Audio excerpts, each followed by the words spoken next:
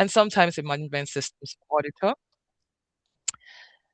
I am fully dedicated to continuous improvement. I believe that there's a lot that happens with learning, unlearning, and relearning. So I'm a lifelong learner. Currently the president of a Toastmasters club in Port Harcourt. I love to teach. I don't know why. Maybe because I have a dad who was a teacher, but I do love to teach and I like to share. And I'm excited to be hosting today's, oh no, to be moderating rather, today's event because it's another opportunity to learn and grow. So I would say welcome to all of you once again. And I would still go back to getting, oh, yes. Thanks for reminding me very clearly what I should have done that I didn't do. We're going to take a few housekeeping rules. This is a virtual meeting. We're going to have a lot to say and things to type. So at this point, I would like to appeal to everyone. If you are not speaking, please kindly stay muted. If you join the call, please just check that your microphone is muted. If you have any comments, please leave them in the chat area. We have this lovely reaction button. I'm sure you see it somewhere at the bottom of your screen. It says react. You might want to test it. It got these really beautiful things coming through, like clapping emojis and thumbs up and laughter and all of that. During the course of today's meeting, I would love for us to use those to express ourselves while we're having the sessions. Please and please keep your comments respectful. We come from multifaceted backgrounds and places, and we want this meeting to be enjoyable for everybody. I'm sure you're going to have a lot of fun. You're going to do a lot of writing. I've seen Zenab's face, so I know for a fact we're going to do a lot of listening. And Hassan looks like he's very excited to talk about a lot of things. So I have brought out my diary and I have my pen beside me. And I know you do too. To make that happen, let's all make this a very, very interactive session so we can all have fun and do some learning while at it. And with that said, I would like to bring to the speaking arena, or rather, I would rather run through the agenda very quickly. So we're behind on the meet and greet, where we've had a very short icebreaker where I asked you guys to tell me how your day went, right? I would like to take the opening remarks from the host, who is the African guru. I will introduce him quite shortly. After which we would have the panel discussion, a Q&A segment, testimonials, and then we will wrap up really nicely. With that said, I would like to welcome our host for today. He is popularly known as the African Guru, so I'm sure almost everybody on this call knows who he is. However, if you're meeting him for the first time, he is a public health professional, a creative director, certified business coach, and a mentor, passionate about helping people turn their skills, passion, and purpose into sustainable opportunities and impact. He is the founder and creative director of the African Guru Academy. And in that space, he helps individuals build clarity, structure, visibility, and monetization systems around their skills and ideas. As a fellow of the Chartered Institute of Mentoring and Coaching Nigeria, an award-winning public speaker and a Toastmaster dedicated to youth development and social impact across Africa. This gentleman is going to be our host for today. And yes, he will be part of the panelists that will be speaking for the rest of the day. Please, if your mouses are not busy and your touchpads are not busy, let's have some emojis come through as I welcome Mr. Abdulhakeem Adeiza Abdulkareem as he comes to talk to us briefly about what we'll be doing today. Fantastic. Thank you very much. Thank you, Olen. My very own. I keep saying this. Let's start a podcast soon. I mean, Hassan is big on that. He does podcasting. And if he can hear your voice, he would know that you will definitely be big on that. Thank you very much for that warm reception and welcome. There's a saying that the way to get started is to stop talking and actually start doing. I'll take that again. The way to get started is to stop talking and actually start doing. What does this tell you? We have a lot of people focused on criticizing, analyzing, reviewing, and just talking about it, not swinging into action. One step can take you more closer to your end goal than just talking about it. This evening, I welcome each and every one of you on call. It's a busy world. Everybody is busy. You can as well be enjoying TGIF. Thank God it's Friday. Partying, doing something or relaxing. But here you are tonight, listening on call. That shows there's a difference. That shows there's something about you that is different. And that is movement. That is action. That is you taking action. Over the years, I've experienced, I've seen firsthand the power of actually taking action, of starting, of doing something. It might be slow, it might look like it's not really giving you the targeted outcome or result, but it's movement. And movement, they say, gets you to the target destination. Movement creates paths. Keep moving. With this, I would say African Guru Academy was found on the mindset of the possibility of achieving more if you stick to doing. We are big on passion, we are big on purpose, we are big on person, and we are big on profits. I mean, what's the world without profits? If you're not making money, how exactly are you expected to deliver? Zenab knows what I'm talking about. I can see her smiling. So we've worked with people from different parts of the world to be able to move them from where they are to where they need to get to. And it's not about aspiring to perspire, to desire what you acquire and the likes, right? This is a lived testimony. I came from the thought of what would it feel like to actually earn from what you enjoy doing, what you're good at? What would it feel like? And over the course of the years, I've been able to earn from basic skill sets like public speaking, communication, right? Creative writing, project management. These are things that I picked up, things that I'm good at, and I was able to earn from it. I don't just do it for myself, I do it for others. And this is me telling everyone on call, whatever you're doing, how good it is or it's not good yet, keep at it so long you're passionate about it, so long it aligns with your purpose. The end is better than what you currently have.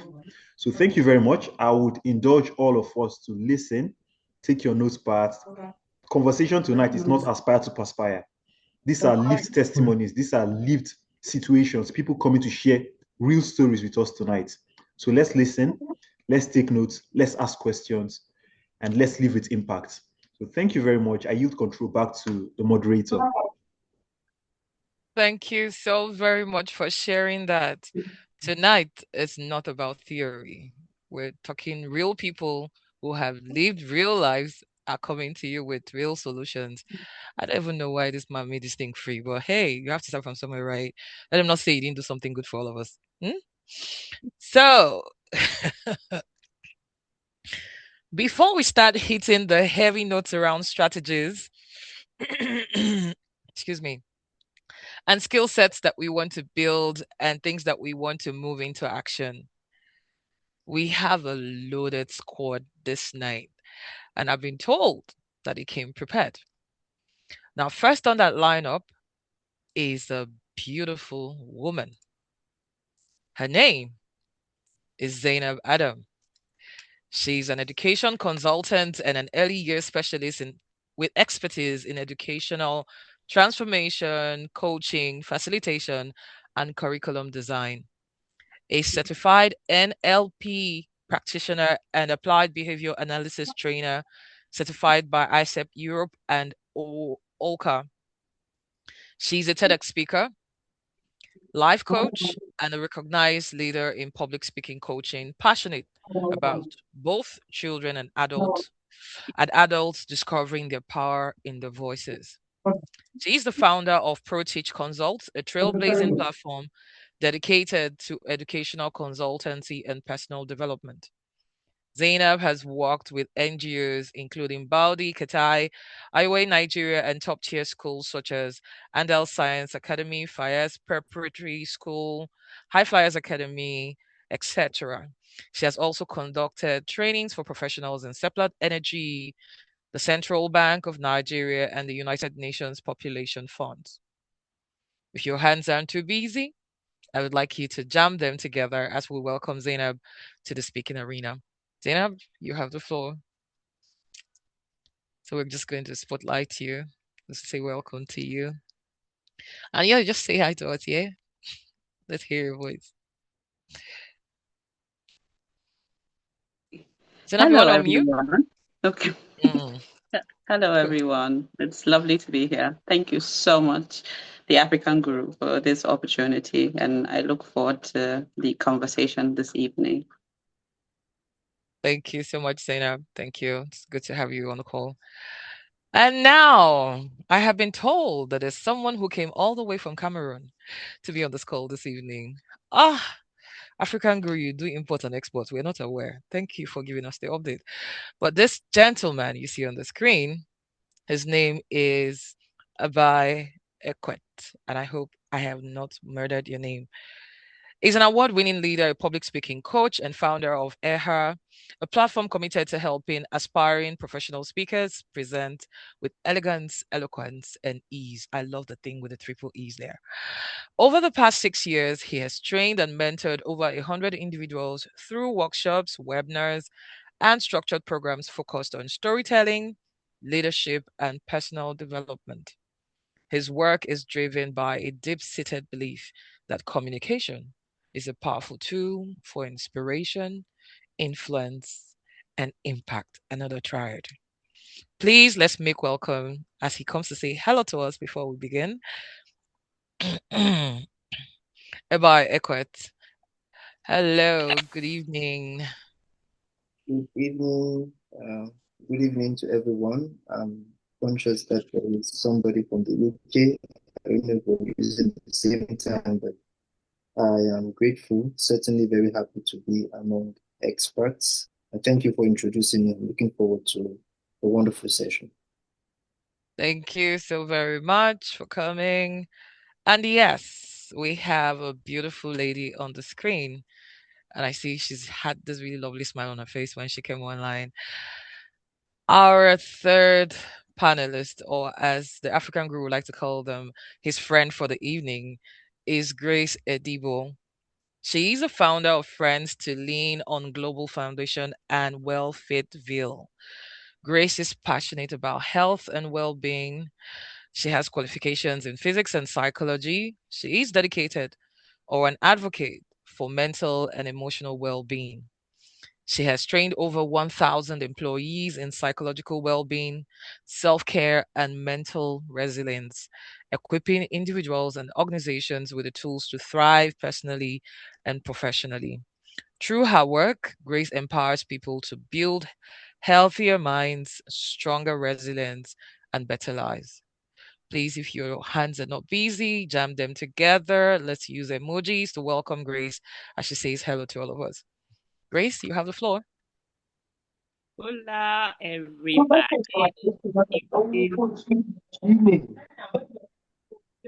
Can you hear me? Zoom Master, please, can you just help mute those who are speaking?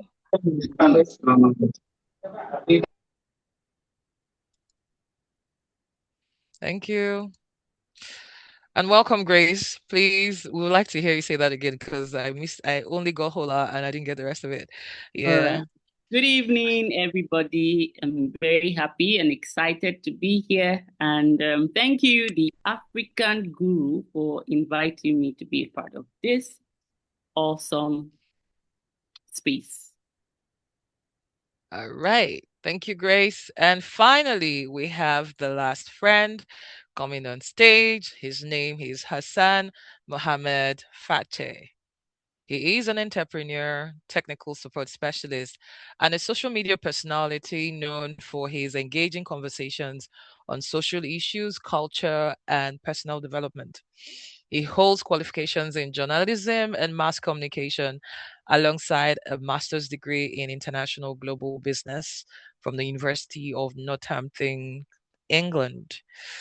With a passion for meaningful dialogue and community engagement, Hassan combines business insight, media experience, and thought provoking perspectives to inspire and connect with diverse audiences. Please let's make welcome as he says hello to the rest of us. Hassan, Fache, you have the Hello, floor. good Hi. evening, everyone. I am very pleased and I'm very happy to be in your mains today. It's an honor because I've been hearing everybody being introduced, and I'm like, wow, okay. I think I'm just, I'm overwhelmed, and I'm honored to be in your presence this evening. Thank you. Thank you so very much, Hassan, for saying hello.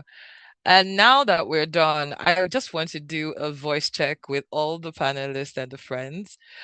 So, Master, you're going to help me pin everybody or spotlight everyone who is going to be on the panel. So we are all in line of sight. Yes, thank you. To the speakers, just unmute your microphones and you're going to go in a sequence. I will start first with Abdulhakeem and then to Zenab, Ebai, Grace, and then Hassan.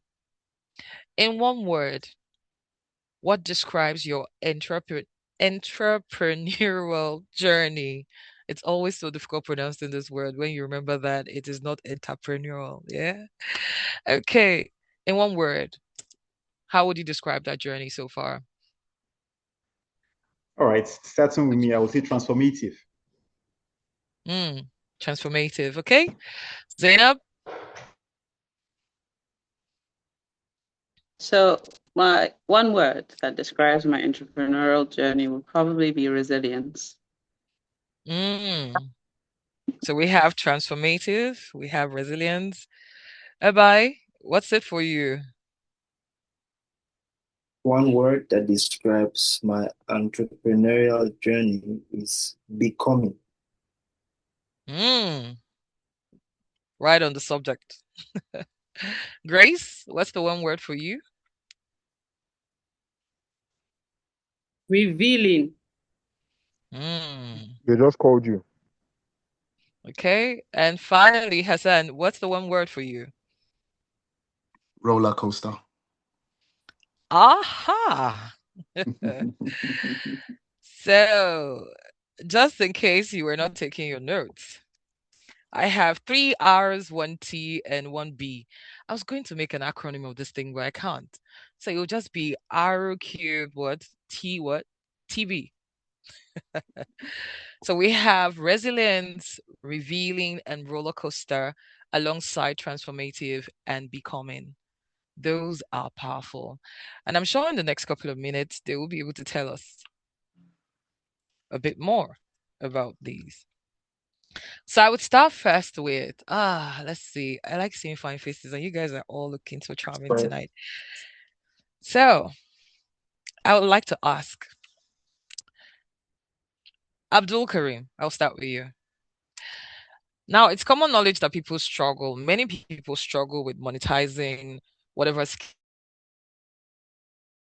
is usually missing. In your opinion, what is usually missing? All right, thank you very much for that. If I got your question right, it's difficult for people to monetize their skill. What is missing? That's the question, right? Yes. I would say defining your audience. That's very important. What problem do you solve and who do you solve it for? If you're not clear on what problem you solve and you're not sure who you solve for, who has that problem that you want to solve, then you're not ready to earn. It's difficult to pay for something when you don't know what you're paying for. There's this mentor of mine, he usually makes this analogy, and I like reflecting on it. He says, if your goat is missing and your goat is a black goat, and you go to the market square and say, my goat is missing, you people help me to find it. Nobody knows what you're looking for. But if you say, my goat is missing, it's a black goat with a white patch and all of this, it's clear. If they see, they know that this is the goat. So I do skill monetization. I do business coaching. Do you have a business? Is it well structured? That's what I want to know. That's the problem that I'm targeting. And if I know all of that, then I can say, oh, okay, you say you do graphic design and you're not making money from this. Have you tried talking to businesses to tell them that you can actually transform their idea into a graphical representation so people can see and understand? That way, you're solving a problem for a target audience and you will definitely get paid. Thank you very much. And back to you. Thank you so much, African Guru, for sharing right there. And I think what struck me was knowing whom you're solving a problem for is one of the easiest ways to monetize, because I mean, if you know your niche, then you know whom you're going to be addressing their issues, and of course, knowing what to solve. I would then go to Hassan and just ask, a lack of monetization strategy, definitely, which is in this case, knowing your audience and whom you're solving the problem for, can definitely keep you stuck, right? Yeah. So speaking of getting unstuck and getting noticed, how do you personally turn simple conversations and visibility into actual tangible opportunities? Okay, thank you very much. I've always believed that being consistent, right, is the most important thing in terms of visibility. And if you are consistent, you will be remembered. And the quality of your work, right? The quality of your work will determine how people perceive you and how serious people will take you. So I'll quickly talk about my own brief experience in terms of getting my work out and getting people to remember me instead of just see me like a visible object or just a random guy who's just trying to fight into the space. I connect. I'm very original. I connect with people in real life, right? So being that kind of original person, being that kind of original speaker, being that kind of original whatever kind of content or business or whatever sector that you're going into, right, helps people to be able to connect with me. So I would say consistency, being original, and knowing exactly what you are putting out there. That is that's the most important thing to do. Yeah. Thank you so much for sharing, Fache. And you just summarized it: being consistent, the quality of the work you put out, and staying authentic are very key. So now to Zainab. Standing out and becoming, of course, requires authenticity. So the question is, when you first started your journey, did you always know you were going to become an educational consultant and a transformational coach? Were you certain? Thank you so much for that question. Am I audible? Yes, you are. Okay, so when I started, did I always know that I was going to be an education consultant and a transformational coach? Not really. So I think I remember when someone mentioned his journey was called becoming. I think I sort of discovered everything along the line. But one thing I've always known about myself is the fact that I am a problem solver. I'm the kind of person that identifies problems and wants to give a solution. I've always been that. I mean, from my childhood, I think that was a trait that was very apparent. But after I became a teacher, because I think I somehow call myself an accidental teacher, because I went to the university and I studied business and management. So somehow I ended up in a classroom. And after that happened, it was like it awakened something in me. It made me realize that there was so much more I could do in the educational sector. And I started teaching children, but I realized if I wanted to do so much more, then I needed to train adults. And I was able to touch more lives from the teachers that I trained. And through that, I found myself in public speaking. And from that, I sort of discovered the possibilities of the things that I could achieve. And that was where the journey began. but I never started knowing that I was going to be an education consultant. I just knew that I wanted to solve a problem in the educational sector. And I think that birthed my becoming an education consultant. Thank you. Thank you so much for sharing, Zainab. And in your own case, it was just knowing yourself, right? Just knowing yourself enough to say, this is who I am and this is what I carry. And the question about what you're going to do with it was just a function of environment where you found yourself and your doggedness just to get to where you are. Well done. You've done so much. I can say that from the things I see. So very well done. I would like to pivot to Grace. And I want to just ask her, like, I love how early days can be. Well, they can be very messy and they kind of take a mental toll on you, right? So many people feel completely overwhelmed and mentally exhausted when they try to build something meaningful. We all agree. The question is, why is this even becoming so incredibly common? And how important is mindset mastery or mindset and mind mastery in thriving? Very important. I've said a lot of things, but the question is, considering how messy the beginning usually is and how mentally exhausting it can be, how important is mastering your mind and the mindset? Very key in this space. All right, thank you very much for that question. I think 2 questions in one.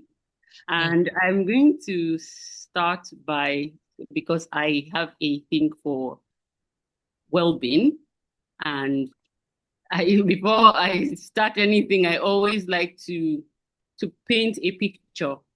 So I would start by saying, I'll just share this very brief story. You know, back when we were in uni,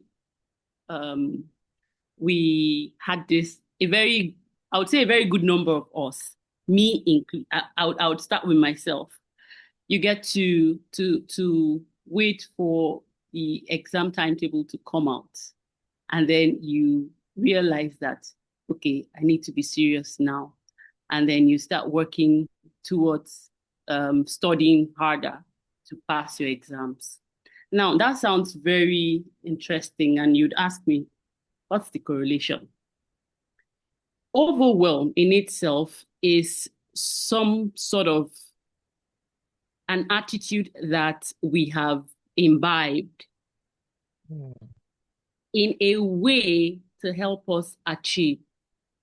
So we somehow work better when there's pressure. So we self-sabotage, for lack of a better way to put it, and then we're overwhelmed.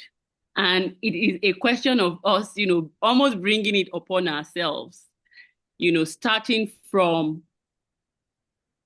when the pressure is coming, you start to do what you have to do. And then when you start to do what you have to do, you find yourself overwhelmed and you're like, what the hell am I doing? And in doing that, you get to achieve something, but you're overwhelmed, and that's on that part of overwhelm.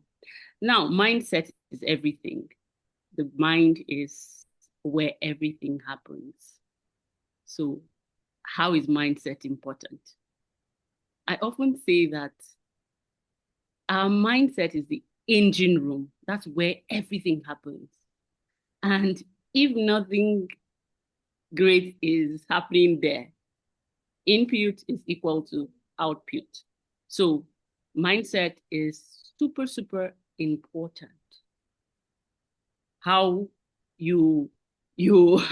what's going on in there is going to determine, like I said, what's going to come out there. So it's something that we all have to be very intentional about, setting the right mindset for ourselves as individuals, what we need to put in place to ensure that we're doing what it takes to achieve our goals. And then all that put together, I'm pretty sure that, we'll hit our target. So that's that for me. Thank you. Thank you so much for sharing, Grace. And if I hear you loud and clear, it's almost like I say, I'm not doing so much. then I'd start to do so much, and then I'm saying, oh my God, I feel like I'm going to die. And that doesn't stop you. You just keep going, and then we complain about it. But very important, and the key thing you mentioned here is mindset is everything. What we process in there ultimately determines what we do with ourselves. Thank you for sharing. And finally, for this round, I would like to get to Ebai. And for you, you're a communication specialist. So I just want you to share with us, how has communication helped you with your personal growth and with unlocking opportunities?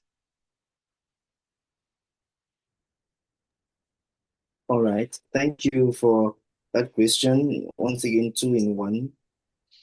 Communication, in essence, it has a wide spectrum of definitions, depending on the context, depending on the target audience, depending on the motive of the person communicating. In the animal kingdom, communication is viewed as signaling. In the human world, is the use of language to convey meaning among people or a set of people who share uh, a set of symbols. But you see, communication, I view communication as ultimately pushing somebody or a set of people to take a decision. So, communication has helped me to show people what value I bring to the table, because you can be talented, you can be very blessed with skills, but if nobody knows you, nobody's seeing what you're doing, it will be difficult for you to even become more visible. So communication has helped me personally to show people what I do and to show people how I do what I do. Talking about opportunities, communication has helped me to connect with leaders, to connect with civil society organizations, to connect with NGOs, and to build an initiative and to build a community. I am very well aware that there are doors which will open to you because you know something, and there are doors which will open to you because you know somebody. And both doors are very important on our way to success. And so communicating consistently what I can do has helped people understand what I bring to the table, because opportunities flow in the direction of visible value. And it's also helped me keep the right people around me who I can contribute to their lives, to their work, to their initiatives, and who they can also in turn contribute to mine. Thank you so very much. There are two doors we're going to learn today. There are doors that open because you know something, and there are doors that open because you know someone. And both doors are required for your growth and for you to get to where you want to get to. So indeed, he's saying to become. Knowledge isn't enough. You need to also learn how to communicate that. So when the opportunities present themselves, you're able to show what you can do and how you can do it. Thank you so much for sharing, Ebai. And I'm done with this round. So now I want to come to the part where we've looked at, the beginnings, the general fundamental things. Now, a bit around structure. And to Abdulkareem, how important are structure and clarity to long-term growth, visibility, and monetization? How important is structure and clarity to long-term growth, visibility, and monetization? Thank you very much for that question, dear moderator, and you're doing an amazing job so far. That podcast, we're starting it. I keep repeating that. All right, so structure is everything. It's key, it's important. You cannot do something haphazardly and expect the same result. Structure is what helps you get consistency. If you want predictability, you need structure. If you want continuity, you need system. So doing what you do, ask yourself what works. If something works, document it and replicate it. If something doesn't work, document it so it's not repeated. But if something is not working, but it's not documented, it can be repeated. That means your business doesn't have an operational system, a flow. in order to be sustainable, you need to design a structure that works for you. The goal is to build something that outlasts you, at least for me. I'm big on having a legacy. I fear oblivion. I don't want to be forgotten. There are people that will tell you that they don't really care. Just, I play my part and I leave the world. I don't want to be forgotten. I want to leave a lasting impact. I want to have my name imprinted in the sands of time. Generations should echo the name African Guru. So this is it. This is part of it. This is me building that structure. This is me being intentional about that journey. Everything that I do is documented. I ask myself at the end, okay, what worked? And I know that, okay, I can ride on this. What did not work? I know that, oh, I shouldn't try this again. It doesn't work. And I help people to understand that it's not enough to say, this thing worked out, fine, so let me keep doing it. If it worked out, document it. And it's part of your structure. Put things in place that helps you to stay out of the system and it's still working. That's when you can effectively say you've built a business. Aside that, you're a glamorous employer of your business. So you're still a worker in your business. So in building a structure, start with your problem. What problem are you solving? Very important. The next, who are you solving this problem for? The third part, what do you need to solve that problem in terms of human resource, in terms of system structure that you need to put in place? And when you have that figured out, you know that if A, B, C is present, everything else is answered. And the flow is seamless. But if A is not present, then B and C cannot work effectively. So it means I need A, B, C to be present at all time for my business to be seamless. If that makes sense. So in whatever you're doing, structure is not the same for all businesses. There are certain things that applies to all parties, that applies to all businesses, but it's not the same. It's all about what works for you. So look at other structures, look at other systems that's already in place and functioning effectively. And ask yourself, what can I take out of this that would work well in my business, in my space, in my life? Apply it, then keep building. Structure is not something you build once and feel that's the end of it. You build a structure, if it doesn't work, look at it, review, analyze, edit, and all of that until it's sustainable. If it gets you that legacy that you aim for, then I would say you have an effective structure in place and a working system. So thank you, and back to you. Wow, wow, wow. Well, you see, when he said structure gives consistency, immediately I remembered Fache's comment around staying consistent if you want to be visible and you want to take advantage of opportunities. He says, document it. There's a very popular saying that what doesn't get recorded did not happen. I don't know if you've heard it. And that's like the craziest thing ever, because it's almost like saying, I experienced something, but then when someone says, show me, there's nothing to show for it. So remember to document. And finally, he says 3 things to consider in structure is the problem, who you're solving it for, and what you need to solve it. If you take these 3 things into cognizance, you're able to build something that is sustainable long term. And with that, I will segue to 𝗙𝗵. In your opinion, what role does location, environment play in one's growth mindset and your opportunities? So what role does Thank your you very much. location or your environment play? Yeah, go ahead, please. That's a very good question. We all know this, that environment shapes a man.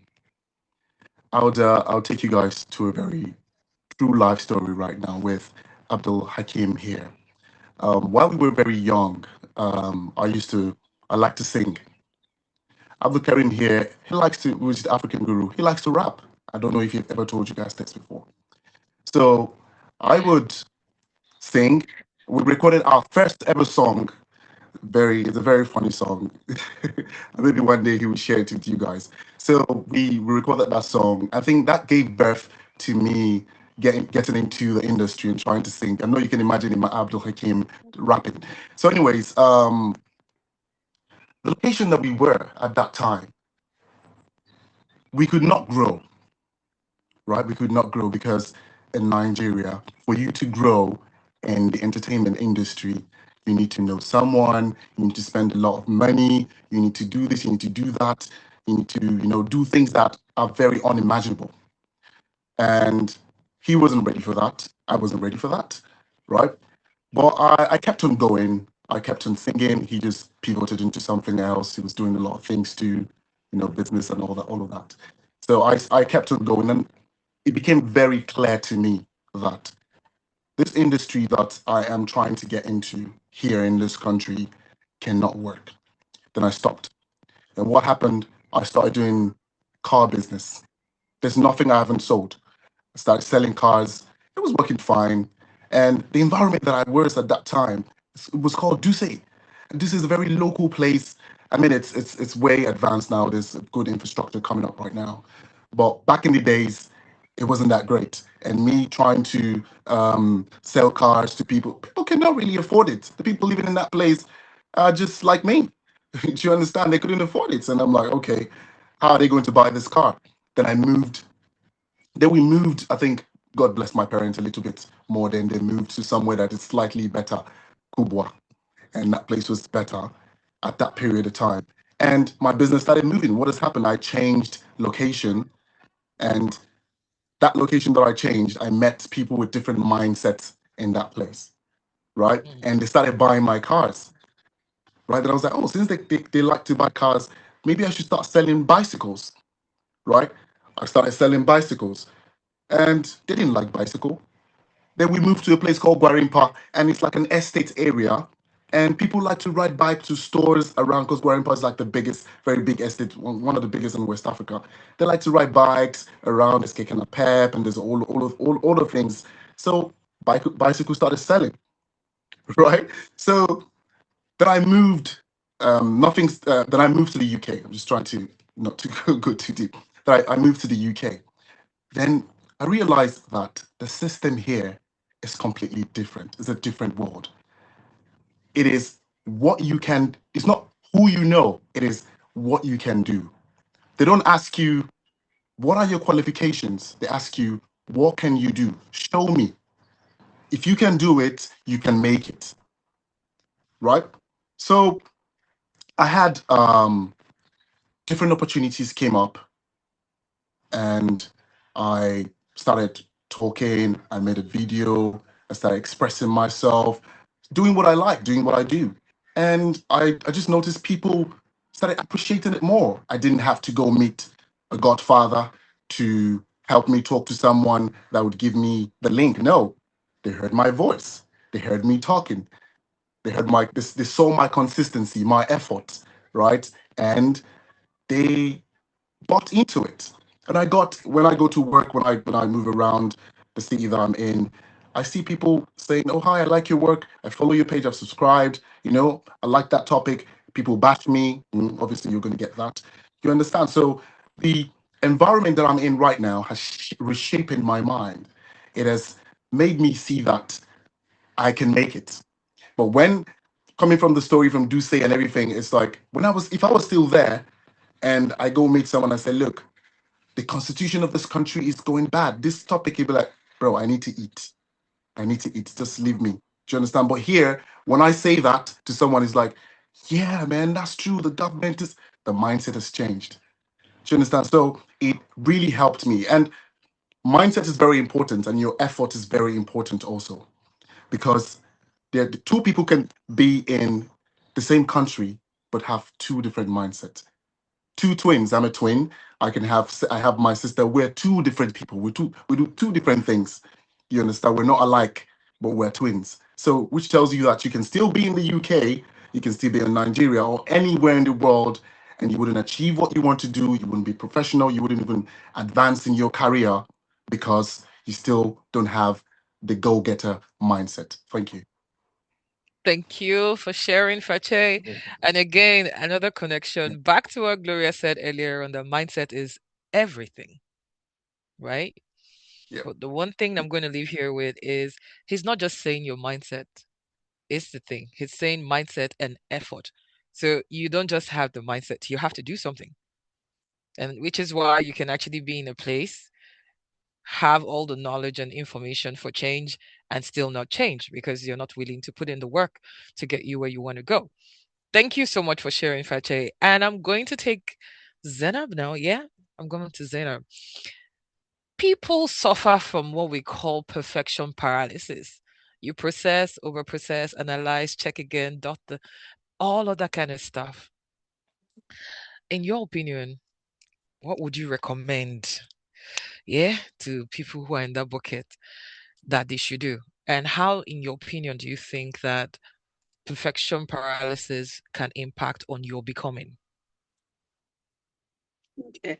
So if I get you correctly, perfection, you're talking about perfection paralysis for high achievers or people in general, just everyone. People who are trying to become. How does this impact on you becoming who you say Okay. you want to be? Yeah.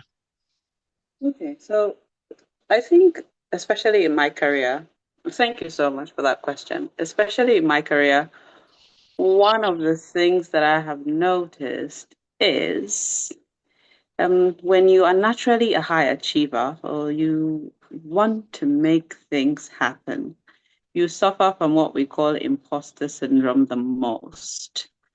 And as a result, a lot of people tend to become stagnant, or they it becomes some sort of deficiency. They want to perfect everything because they don't want to risk being seen as accidental.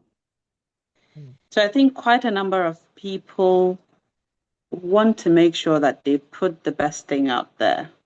They want to ensure that it is perfectly right before I put myself out there. I have to know everything. I have to be right. I have to do everything the right way before I can present myself. So as a result, you see people who are struggling with bringing forth what is the best thing. Whereas where you find people who are not necessarily doing the best, I think the empty barrels, they say, make the loudest noise. So as a result, you experience people who do not know as much as you do, always wanting to put so much out there. Now, one of the challenges I want a lot of people who experience this to know is if we do not overcome this and be able to put the right information out there, what will continue to happen is the people who do not know enough will continue to put out the wrong information.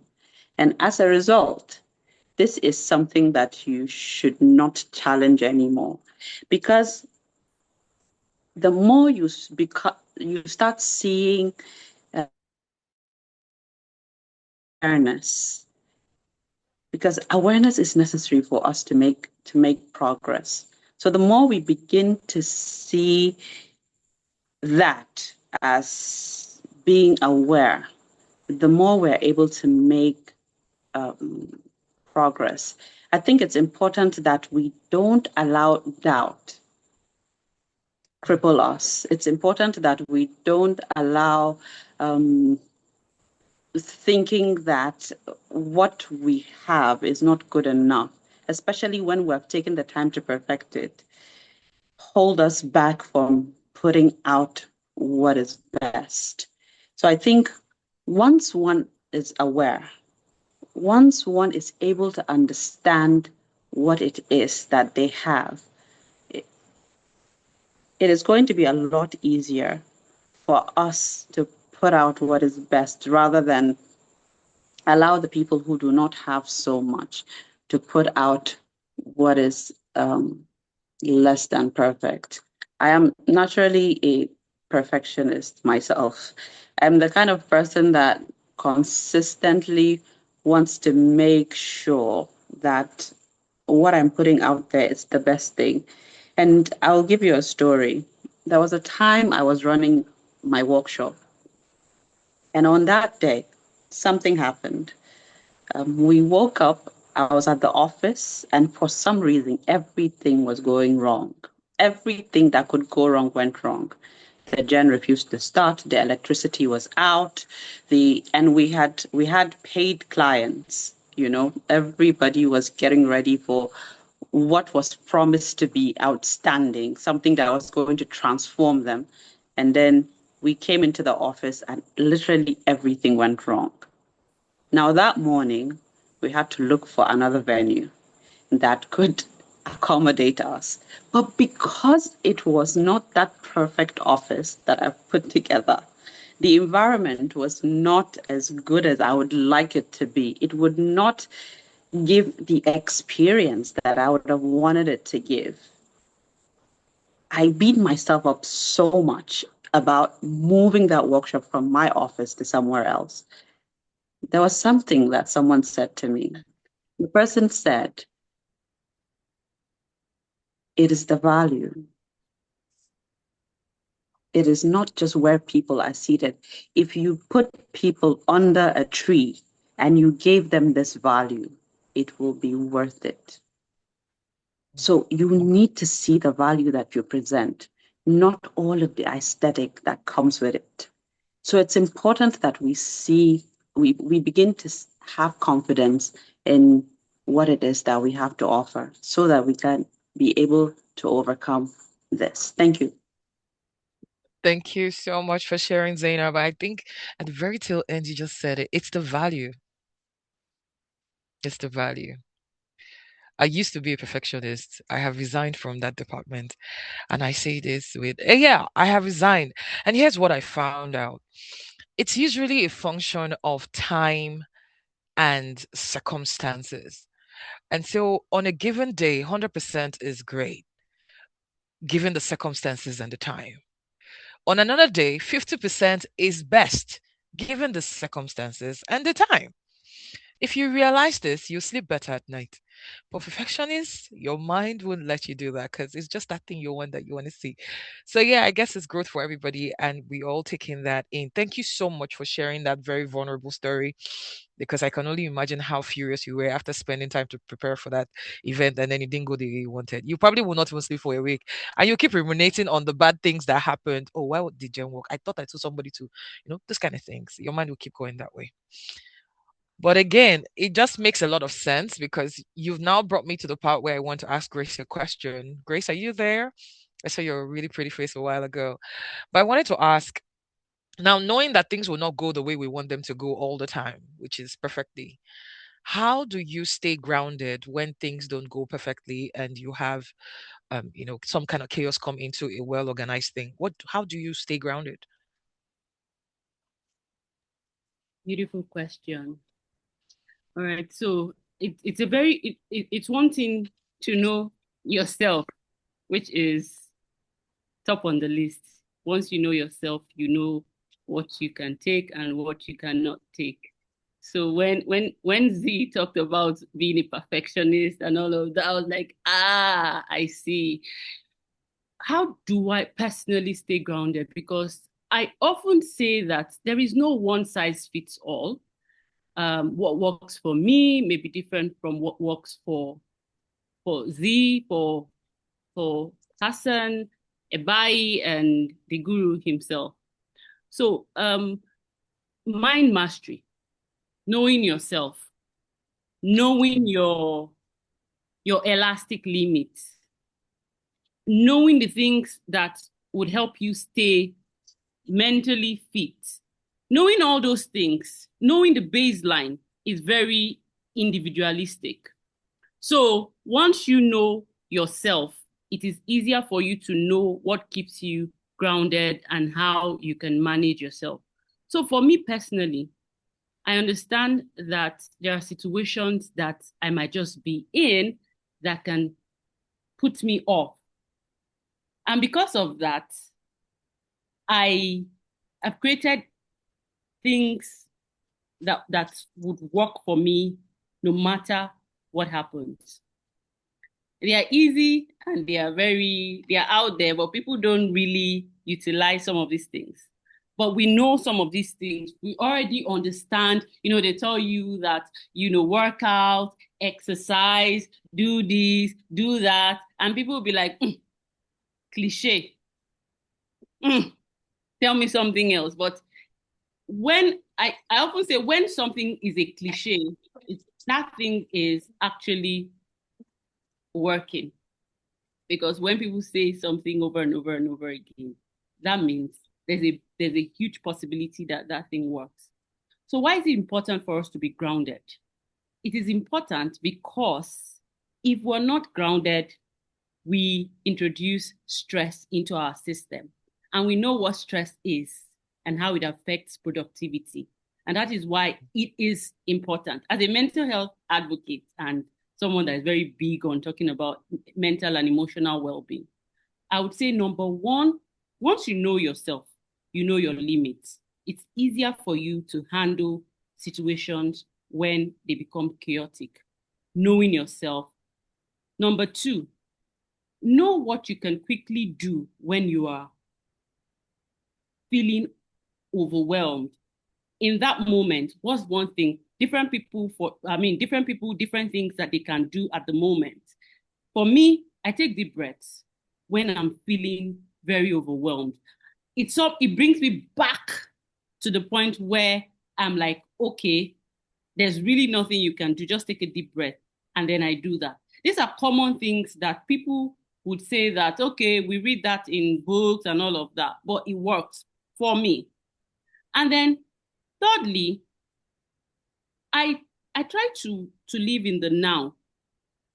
I'll quickly say something. There was a time I went for a conference organized by, I can't remember his name now. It was in Lagos.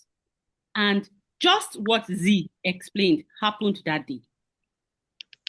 And, I kept looking at this guy. His name will come now. He's a popular guy. He was so calm. He was just like, we were many in that conference. And I kept looking at him. We were all looking at him. I came all the way from the mainland to the island.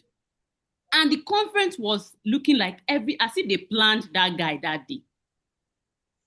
And I'm trying to remember his name. The fact that I'm not remembering his name is paining me because that guy taught me something that I'm using till tomorrow.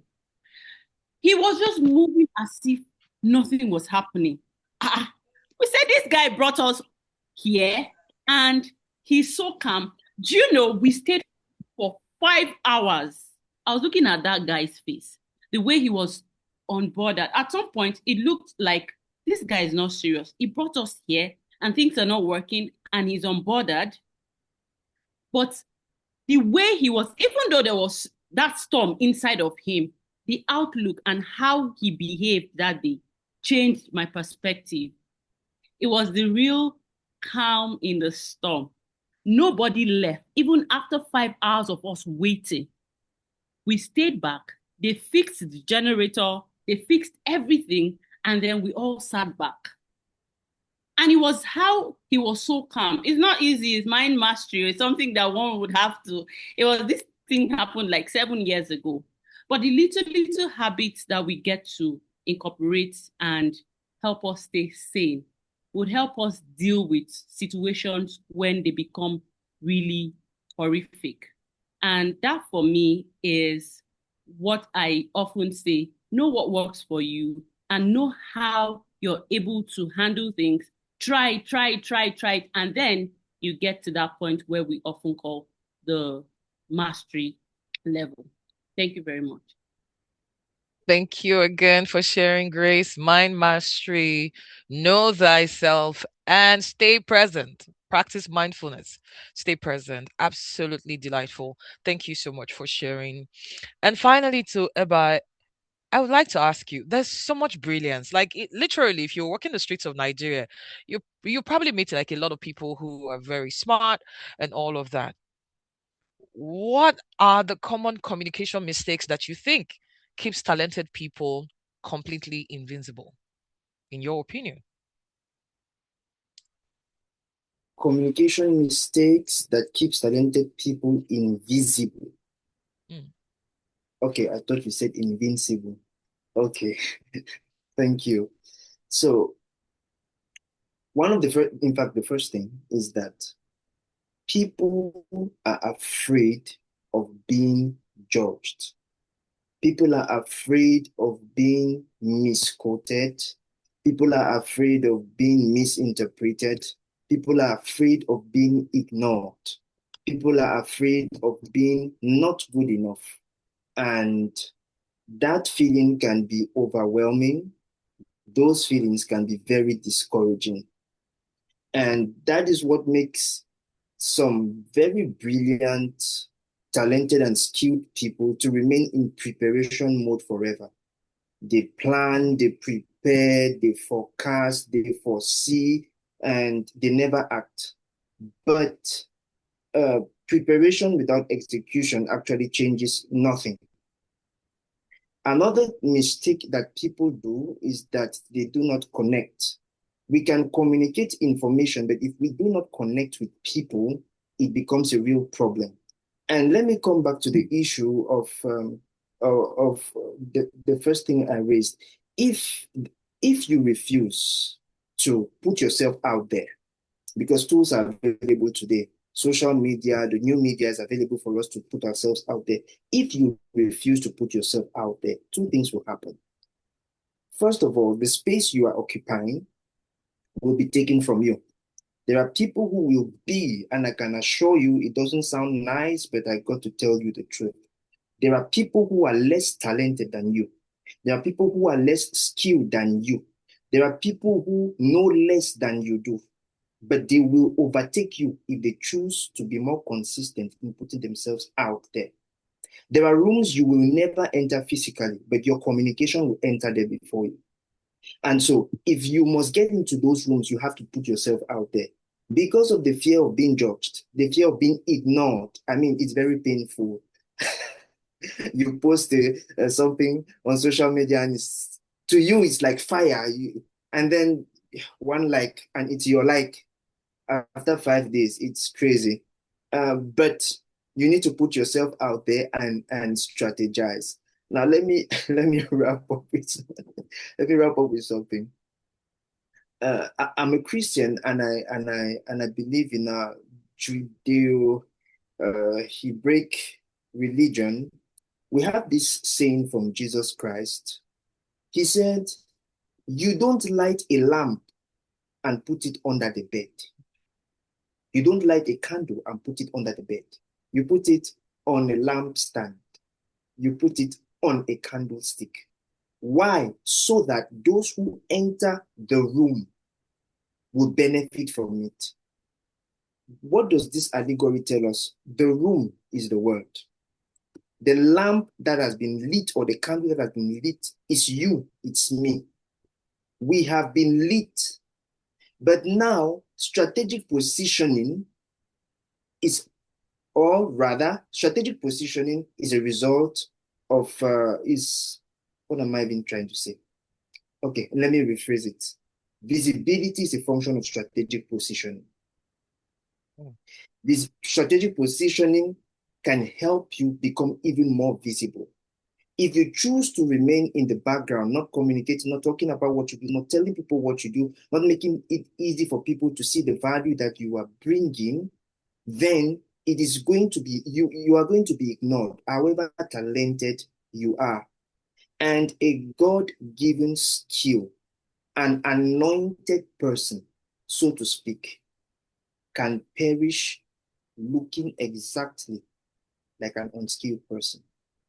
There are people who can do so many things. They can cook, they can lead, they can manage, they can multitask, they can sing, they can pray, but nobody knows. It's a tragedy. And so it could be because somebody is afraid of being judged, being misquoted, losing popularity, or rather losing the small popularity they already have, or people are afraid of not receiving the same endorsement, and it is terrible. I suggest 3 things. The first, as a person, to overcome this, you need to think about your vision, foreknowledge or pre-knowledge of the future, your voice. You go out there and tell people what you're doing or show them what you're doing, and then your vocabulary adds beauty and color to that message and make it relevant among them. All right. Thank you. Thank you so very much, Ebai. And yes, he's done, I think it's alliteration we call it in literature, is it? He's giving us vision, voice, and vocabulary. Again, I saw that in his profile and he's doing it in the meeting. Thank you though for sharing. And there's just something really profound that you said when you said visibility is a function of strategic positioning. And that brings us to what Hassan had said earlier on around your location and your environment influencing your mindset and your exposure, and therefore the opportunities you get. And in the end, what you do with the opportunities that you get. So everything that everyone has said here this evening is absolutely interrelated.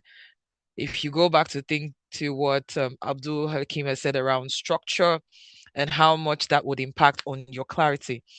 Imagine having a vision without clarity. What are you going to do with that? It's probably not going to get executed in the end. So having clarity, well, you can't have clarity if you don't have the right mindset or a mind that is grounded, which is knowing yourself, right? Which is mind mastery, and then knowing how to keep yourself calm when you get into crisis, just so you're able to manage things. How do you not get into perfection paralysis? If you do not have a structure, clarity, and your mindset is not fine. Everything to becoming speaks structure, visibility, linked back to your mind, and everything is just pretty much interconnected. You can't really separate all of these things. And so as we wrap up, I will just give everyone our speakers just 30 seconds to tell us something. But then I just want you to remember, and if you took notes today, go and just read your notes and you would find how everything each speaker has said somehow had a place where they were intertwined. And so, which means, honestly, none of these things exist in their own selves. You would have to master your mind. So the mental part, there's the physical part, which requires the doing. You have to, get familiar with systems. If you're going to get better at speaking and get better at communication, you would have to use tools at your disposal, which means you have to go learn. For you to understand structure and the things that you need to do, you need to speak with people, you need to network with people, you need to see what others are doing for you to pick that up. For you to be a sound person with the right mind frame to do anything, it means you have to nurture and take good care of yourself, irrespective of all that's going around here. Nothing is in isolation. And yes, you cannot become if you're not in the right place at the right time and understand that your environment has that much influence on you. I have tried to summarize in the quickest, shortest way that I can. And so now just give everyone the opportunity to tell us just one final advice you're going to give to anybody building a business, upskilling, trying to drive something they're passionate about. What's the one thing you will tell them today that you know would help them in their journey to becoming? And I would go the same way I started in the beginning. Abdulhakeem first, and then I'll take Zenab, and then Grace, Hassan. No, am I doing this right? Please correct me. I think I'll take African Guru, yeah, Zenab, Ebai, Grace, and then Hassan. Yes. Thank you. All right. Thank you very much, dear moderator, for an amazing moderation so far. I would say one advice I would give to anybody on call currently under the influence of my voice is get started. That's the best advice I ever got. No matter how chaotic that idea is in your head, start. No matter how terrible it sounds, get started. And as you start, keep doing more. Do more of networking. Ensure your communication is better, right? Build your skill. Grow your capacity. Be bold. Be proud of what you've achieved. It's your market. Carry it on top of your head. Like, be bold. Sell it boldly with your full chest. People will criticize you. People would say a lot. The first time I launched the paid course, it was 25,000 naira. And it's a 5-week program. I showed it to the first person. I want to sell this thing. What do you think? Said, you've not sold anything before now. People are not buying this thing. It's too expensive. I showed it to another person. 5 weeks, 25,000. No. People will take it that you're not serious. It's too cheap. I showed it to another person. The person said, do it for free now. This is your first time. I was confused. I felt, should I not go ahead with this? What exactly should I do? I launched that program the way it was, and I had over 7 people that registered for that. I'm proud to say today, out of those 7 people that registered for that course, 6 of them have a registered company. The 7th person, I lost touch with that person, but about 2 months after that program, I got in touch with that person, and that person said he sold the course to somebody in the US, public speaking, for about a week, and he got paid $180.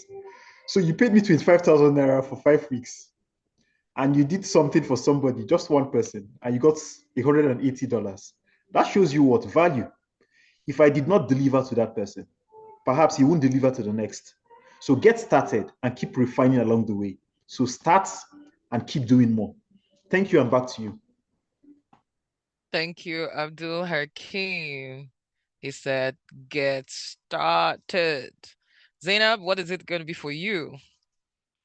What's the one advice you give to us today?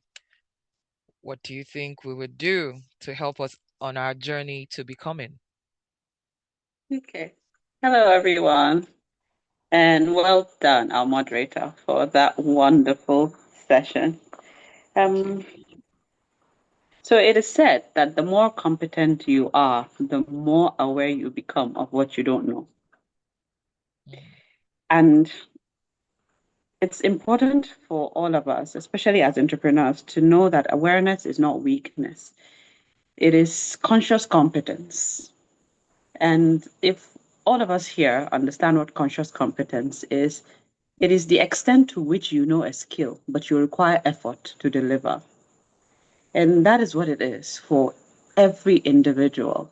You will get to that stage where you are aware of something, but then again, you require effort to execute it. But if you allow doubt to take over, you don't see doubt as proof that you are doing the right thing, that you are not a fraud. Instead, the moment you begin to see doubt as proof of your growth and responsibility, then that is the point you begin to make progress. I'd like to share a short story just to round off. I started my first public speaking class in 2017, and I charged people 7,500 for it. Just like Adeiza mentioned, a lot of people said to me that it was expensive, that people cannot afford a 7,500 naira workshop. Today, that same workshop has trained over 150, getting to 200 individuals, and it is now 150,000 naira per one-day class. And people are reaching out, seeking that knowledge. So in the beginning, I doubted myself, but then again, I didn't allow that doubt cripple me. I allowed it to see room to continue to grow. So let doubt be you knowing that you are growing and you're taking responsibility. Thank you. Thank you so much for sharing that. Thank you. Get started and refine as you go. Be aware. Do not let doubt stop you. Let doubt show you that you're growing. Thank you for sharing, Zainab. Ebai, what would you leave us with? Okay, so thank you for noticing something about me early on from the introduction to now. I really like to keep things around 3 core ideas because it helps me to know what I'm doing, and I think having 3 ideas actually really is simplifies things. So I'm going to leave, if you're building a structure, you're starting up something, and I would leave you with 3 R's. Number 1, rehearse. Number 2, reframe. Number 3, respond. Number 1, rehearse, practice. Practice. It's not just in public speaking or in communication. Practice. If you have to pitch your idea before people, you need to practice. You need to practice. It takes a lot of effort to be spontaneous. That means somebody asks you a question from nowhere and then You just respond like an expert. It takes a lot of hard work to be spontaneous. So you need to practice. What I mean by practice even rehearsing is master your work. This is confidence like mastery. So master your work. Number two, reframe here has a lot to do with what we were talking about. Reframe your words, rephrase your words, reframe your mind. It is important. The way you say what you say is important. The way you put what you put before people is important.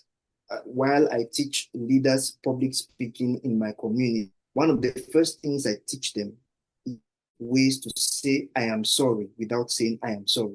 Because I notice that people over apologize when there are simple things they can say and do to show people that they are truly sorry for what they are doing. So rephrase your thought, rephrase your words, reframe your mind, the way you think about yourself, change your self-concept. Stop thinking about only you, think about your audience, think about what they can gain, what you can give them, because most audiences are actually more supportive than we think they are.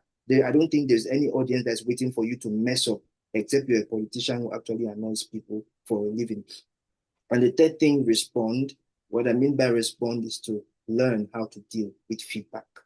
Learn how to deal with feedback. Not every feedback will be positive. Not everybody's going to be praising you. Not everybody's going to like you or like what you do. And you cannot do anything about it. But you need to learn how to respond to stress, to nervousness, to criticism, to bad talk, to blackmail, to separation.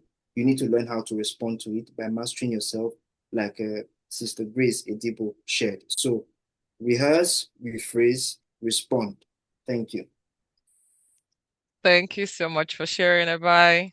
I think he has summarized and then given us some details, but really very important. And I think what stuck for me was the last part, the feedback part. With everything we do in the spirit of growth and improvement, you must have an evaluation. It's a given because that's how you know whether you're performing at par or you need to, work on something to get better in order to become. So if evaluation is not part of your process in your growth, that's something you want to go think about because you have to always make time to assess. Some people do it monthly, some people do it weekly, some people do it quarterly. The annual one is what all of us do because we have to end up with New Year resolution somehow. But yeah, just remember that in your journey to become, it's not a fixed thing. We always have to keep refining, and with that comes evaluations. Thank you for sharing it, Ebai. And now I will go to Grace. What would you leave us with? All right. I would say that the guy I was talking about, Bankole Williams. The guy I was talking about, Bankole Williams. And then, what would I leave us with? I would say think holistic. Think holistic. That's what I would say. Oftentimes, we find ourselves doing certain things and then would ask that, okay, I've done this, I've done this, I've done this. Why is it that this part is not working? Or why is this part, or why am I still having issues? And see that when you think round the clock, you'd be able to deal with certain things and loopholes will be very minimal. So think holistic. I recently started calling myself the sperm queen. And I'm sure when you hear, like, which one is that? But yeah, sperm queen simply means SPEM. S for spiritual, social well-being. P for physical well-being. E for emotional well-being. And M for mental well-being. We know theory, you know what it is about theory. Once you know the theoretical part of something, that's just like half the inch or very tiny part. Then you get to the practical and then the experience and all of that. So whatever it is you're doing, if you're a business owner, you have to think round the clock. If you're if you're working for anyone, to think round the clock. I'll leave everyone with think holistically to better. All right, over to you, the moderator. And I love your voice. Thank you. You're asking Abdulhakeem to come for my life. Well, it's okay. Thank you so much for your feedback. And yes, she says, think holistic. Spiritual, social, physical, emotional, and mental are very important. You are not going to be able to get started and refine. You won't be able to overcome doubt. You won't be able to reframe, rehearse, and respond if your mind is not okay, if you're not physically fit, and if you have some other thing going on with your well being. Very important. And finally, of course, they used to say it as last but not the least. I'm not going to say it as last but not the least. We leave it for the fine. We leave the finest at the end, yeah. Fache, what's the thing you would like for those listening in this evening to go home with? Thank you very much, moderator. You have been excellent, and Thank everyone has you. been excellent. I've learned a lot today, and I am really happy. I was happy to be here. Now I'm more happy to have been in your midst today. Um, what I would say is, in a chaotic world where everyone is trying to copy trend, where everyone is trying to be this, I mean, we all want to be successful, and we're saying, okay, if this trend is working, let's dive into that part. If this one is working, let's dive into that part. No, I would say find your niche, right? And master, I'm going to curse a little bit, master the hell out of it, right? Because when you find your niche and you are excellent, you are so good at what you do, and no one would compete with you in that little box that you are in, you would be excellent. You would be successful. Because if you don't master whatever you are doing at that particular time, and you're trying to always change, you would never get to your full potential, right? Because you don't finish. At least finish 100% or 101%, then be like, okay, I think I should try something else. Do you understand? But no, in this situation right now, what I would leave everyone with is find your niche, master it, and become invincible. Thank you. You see, we left it with the icing all put together. Find your niche, master it, and become invincible. I would end with one word. He said, finish. While we all agree that the journey to becoming is, of course, going to be an unending one because you would always find things to drive and you want to get better at other things, we're saying that when you start that thing, Zainab is saying, don't let doubt make you not to continue. Do it anyways. Do it afraid. And then Ebai has come to tell us when it looks flawless, it requires effort. As a matter of fact, double the effort to look flawless spontaneously. And so, if you want to be that person who looks really good at what they do, you have to rehearse, reframe, and what? Respond. I will go back to Abdulhakeem, and he has said we should get started. You have to begin. I mean, it's only when you begin that you have something to refine. If you don't start, you would never have something to change or to modify to get better. So if we want to become, we have to begin. And finally, Grace had said, in all of your getting, get physical well-being, get emotional well-being, get social well-being, get mental well-being, because all of that would add and contribute immensely to the success of your journey to becoming.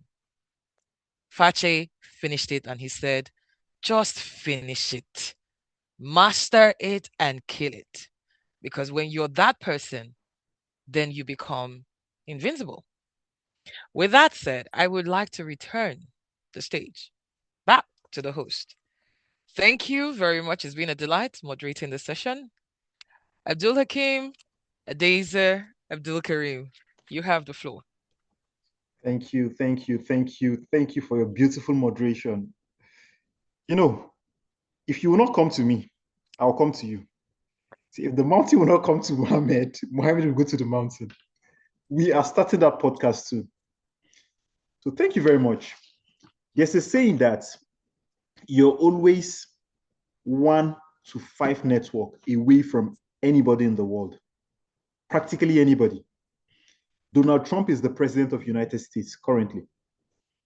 You're 1 to 5 contacts away from Donald Trump. You know somebody that knows somebody that knows somebody that knows somebody that knows Donald Trump. At most 5. A lot of people focus on, they say know the right person, build the right network, and all of that. So they focus on, I want to meet Dangote, I want to meet a senator, I want to meet this, I want to meet that. What if the next Dangote is on call right now? What if Hassan is the next biggest thing from Africa? What if Zenab is the person to build the next groundbreaking thing in the globe? So I am intentional on networking. I am intentional on building intentionally. Get started. There's a why to it. Very important. Get started. There's someone on call that I would like to hear from, someone that went through our program on structuring just to build a business. It came from ideation, and he actually executed. He has a business that he's thriving currently. Mr. Hassan, are you on call? Hassan Labo, I'm not sure if he's still on call. All right, so get started. If you have to pay for it, pay for it. Get started. There's something that you're naturally good at. There's something that you enjoy doing. There's something that comes effortless to you. If that thing is paying you, would you do more? Naturally, yes. You will do more. Ebai is earning from public speaking, and public speaking is taking him around the world. He will do more. Zenab started with 7.5, and currently people are queuing to pay 150,000. That's just a part of what she does. Structure, get started, and keep doing more. And the good thing is, when it comes to structuring, it's something we are big on at the academy. We have a program currently, a course called Focus. It's a 5-week program where we're looking at foundation. We look at your foundation to curate for people that say, but I don't have a skill, I'm not really good at anything. That would help you to identify what your niche is. Opportunity, what opportunities lie around that niche of yours? How do you access and create around the opportunity? So creation, you unlocking value, your own value and value for others. Then the final one, scaling. How do you scale what you've started? If you're interested in this, do reach out. Let's get started. Once again, I want to appreciate each and every one of you. Hassan is busy. He came on call to share his knowledge with us this evening. Olem is busy. She showed up. Grace is busy. She showed up. Ebai is busy. She showed up. Zenab is busy.